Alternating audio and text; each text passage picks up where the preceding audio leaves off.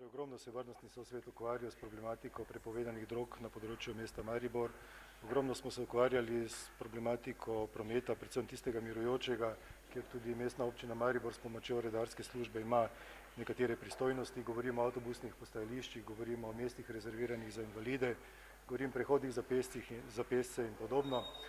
Varnostni sosvet je precej truda vložil tudi v delo torej na področju okoli nogometa oziroma navijaške skupine.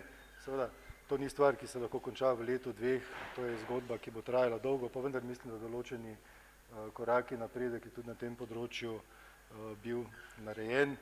Izpostavil bi še morda akcije, torej Stop grafiti, kjer ne zgolj, da smo brisali neprimerne grafite iz določenih stavb po mestu občine Maribor, ampak še več, grafiterjem smo namenili določene stene, kjer so lahko svojo umetniško izražanje tudi prikazali. Nenazadnje zdi se mi prav, da ne samo preganjamo neko določeno populacijo, ampak da jim tudi omogočimo, da se na svoj način tudi izražajo, povedo, seveda tam, kjer je to dovoljeno oziroma tam, kjer jim to namenimo.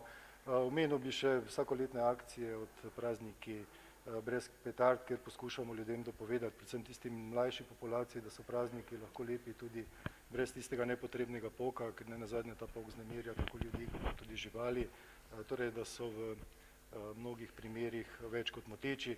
Veliko smo se ukvarjali tudi z varnostnimi kolegi po mestnih četrteh krajevnih skupnosti, da smo tudi iz tiste manjših, torej mikrolokacij nekako dobili tisto problematiko in jo poskušali reševati.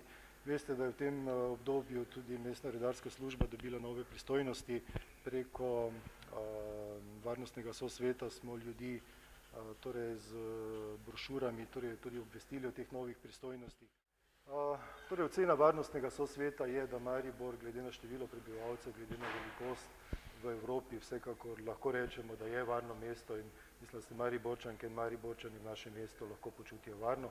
Seveda, nikoli ni vse, bom rekel, idealno, da bi se ognili oziroma da bi bilo optimalno, pa vendar naša zaveza je, da se nenazadnje tudi danes je bilo potrjeno strani mestne občine, kako tudi policije, da bomo na tem segmentu še bolj intenzivno delali, da bi Maribor postal še bolj varno mesto. Nenazadnje postajamo Evropska kulturna prestolnica, postajamo prizorišče zimske univerzijade in želimo si, da bi Maribor bil še bolj varno mesto. Je pa že zdaj Maribor varno mesto. Verjetno, prej, ko sem tudi sam omenil, delo varnostnega sosveta in to ni izključno samo vljudnost, resnično ocenjujem, z tistimi najboljšimi ocenami. Dejstvo je, da Mariborski sosvet v primerjavi z ostalimi deli Slovenije prednjači že vrsto let. In ne samo zgolj skozi sestanke, ampak tudi skozi vsebino, predvsem pa skozi aktivnosti, ki jih izvaja. Gre za vsebino.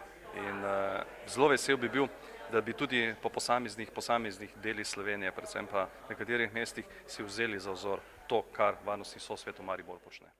Da veliko varnostnih problemov ima policija pred in po tekmi, ne na samem prostoru, kjer se tekma izvaja.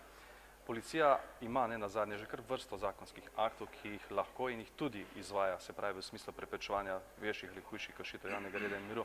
Vendar je pa potrebno se zavedati eno stvar. Policija je samo en segment, ki izvaja aktivnosti.